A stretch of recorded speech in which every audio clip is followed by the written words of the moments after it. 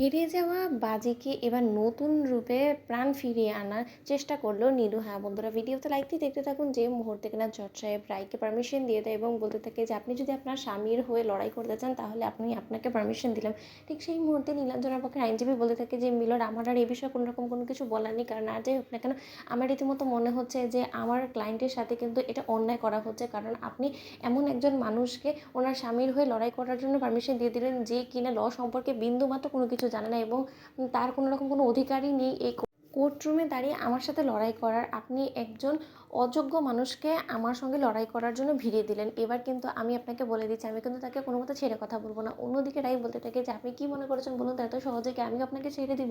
আমি আমার স্বামীর নির্দোষ হওয়াটা প্রমাণ করার জন্য আমিও শেষ অবধি লড়াই চালিয়ে যাব। অন্যদিকে নীলু বলতে থাকে যে কী করে রাই দিদিভাই তুই বার করে পার পেয়ে যাস বলতো, এরকম করে গুন্ডাদের হাত থেকে তুই কতবারই বা বাঁচবি বলতো, এক না একবার তো তোকে আমি একদম চিরকালের জন্য শেষ করে দিব, কারণ তুই যতবার আমি তোর স্বামীর ক্ষতি করার চেষ্টা করি ততবারই তুই যখন না মাঝ পথে চলেই আসিস পথের কাটা হয়ে, তাহলে এবার দেখ তোকে জ্বর থেকে কী করে আমি উপরে ফেলি।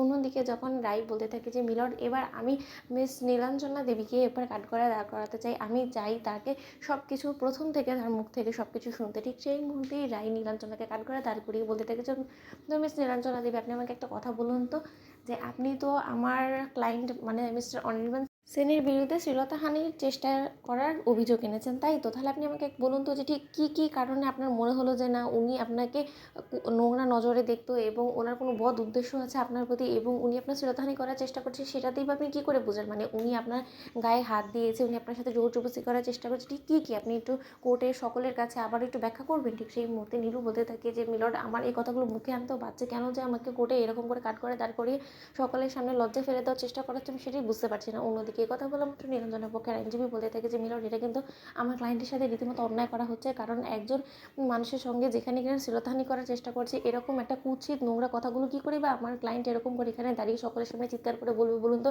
যেটা ধার্যই হোক না কেন আমার ক্লায়েন্টের সম্মানহানি করা হচ্ছে না? ঠিক সেই মুহূর্তেই রাই বলতে থাকে যে না, সম্মানহানি করার তো হচ্ছে না, আমার মনে তো হয় না সেরকম কোনো কিছু করছি আদৌ, কারণ সত্যি সেটা যদি হয়ে থাকতো আমি তো মনে করি যে আমার ক্লায়েন্ট মিস্টার অনির্বাণ সেনের সম্মানহানি করার হচ্ছে, কারণ উনি নির্দোষ হওয়ার সত্ত্বেও উনি শুধু লাঞ্ছনা বঞ্চনা সহ্য করছে শুধুমাত্র ওই নীলাঞ্জনা দেবীর একটা চক্রান্তের কারণে। আমার ক্লায়েন্ট রীতিমতো নীলাঞ্জনা দেবীর চক্রান্তের শিকার।